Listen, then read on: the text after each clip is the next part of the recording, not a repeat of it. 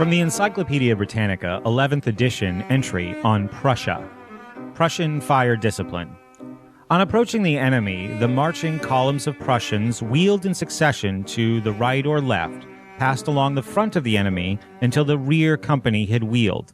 Then the whole together wheeled into line facing the enemy.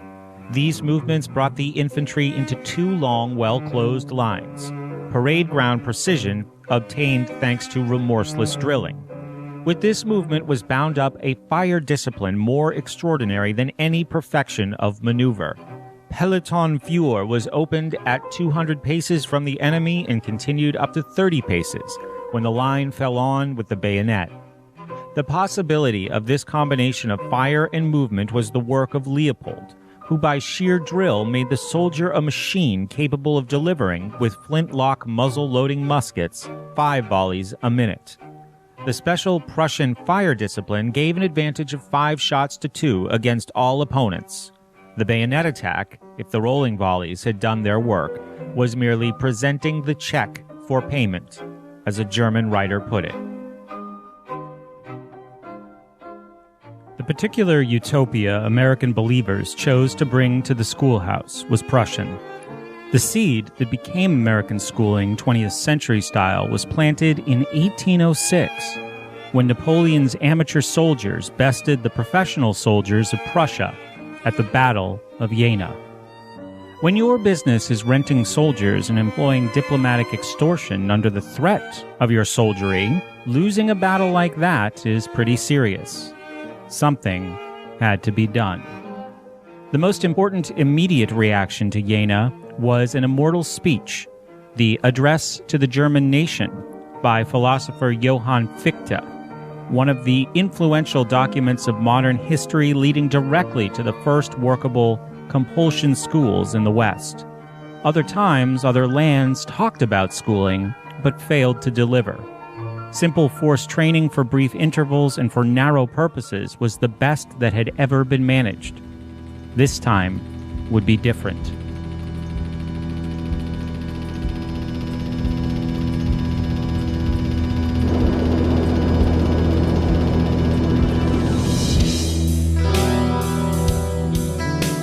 Under no uncertain terms, Fichte told Prussia the party was over. Children would have to be disciplined through a new form of universal conditioning. They could no longer be trusted to their parents.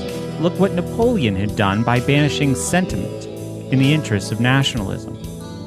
Through forced schooling, everyone would learn that work makes free, and working for the state, even laying down one's life to its commands, was the greatest freedom of all. Here in the genius of semantic redefinition lay the power to cloud men's minds, a power later packaged and sold by public relations pioneers Edward Bernays and Ivy Lee in the seed time of American forced schooling. Prior to Fichte's challenge, any number of compulsion school proclamations had rolled off printing presses here and there. The problem was, earlier ventures were virtually unenforceable, roundly ignored by those who smelled mischief lurking behind fancy promises of free education. Prussia was prepared to use bayonets on its own people as readily as it wielded them against others. So it's not at all that surprising that the human race got its first effective secular compulsion schooling out of Prussia in 1819. The same year Mary Shelley's Frankenstein, set in the darkness of far-off Germany, was published in England. Shelley came after more than a decade of deliberations, commissions, testimony, and debate. The Prussian mind had a clear idea of what centralized schooling should deliver. 1. Obedient soldiers to the army.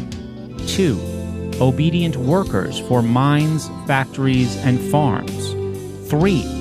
Well-subordinated civil servants trained in their function. 4. Well-subordinated clerks for industry. 5. Citizens who thought alike on most issues. And 6. National uniformity in thought, word, and deed. The area of individual volition for commoners was severely foreclosed by Prussian psychological training procedures drawn from the experience of animal husbandry and equestrian training, and also taken from past military experience. Much later, in our own time, the techniques of these assorted crafts and sullen arts became discoveries in the pedagogical pseudoscience of psychological behaviorism. Prussian schools delivered everything they promised.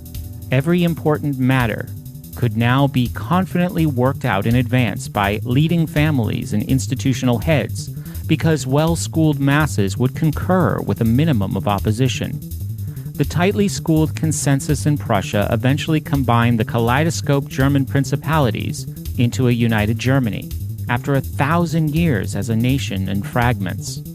What a surprise the world would soon get from this successful experiment in national centralization. Under Prussian state socialism, private industry surged, vaulting resource-poor Prussia up among the world leaders.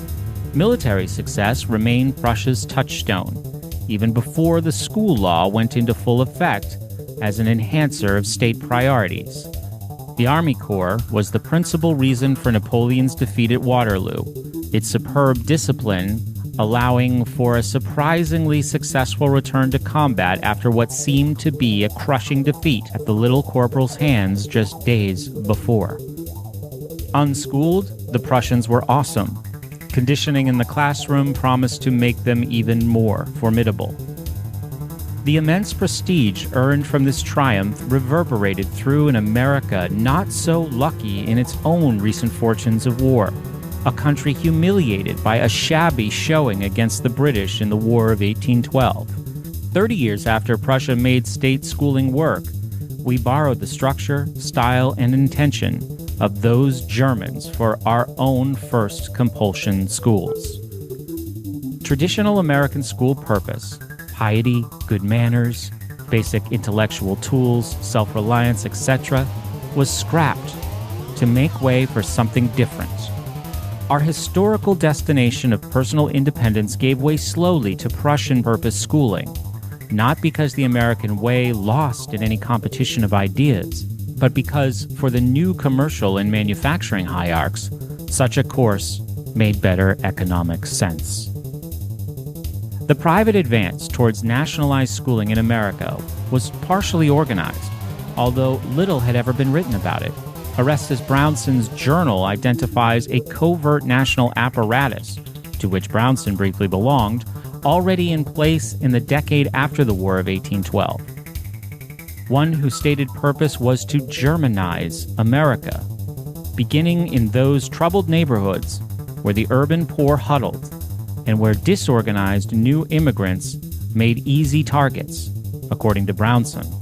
Enmity on the part of the old stock middle class and working class populations toward newer immigrants gave these unfortunates no appeal against the school sentence to which Massachusetts assigned them. They were in for a complete makeover, like it or not.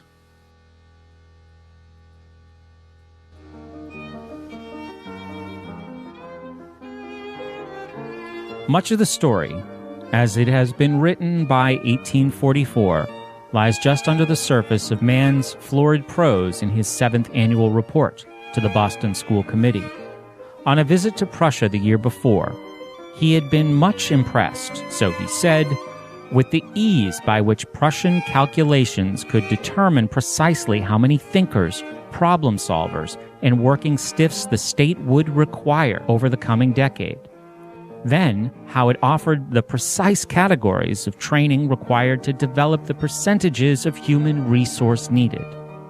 All this was much fairer to Mann than England's repulsive episcopal system, schooling based on social class. Prussia, he thought, was republican in the desirable, manly, Roman sense. Massachusetts must take the same direction.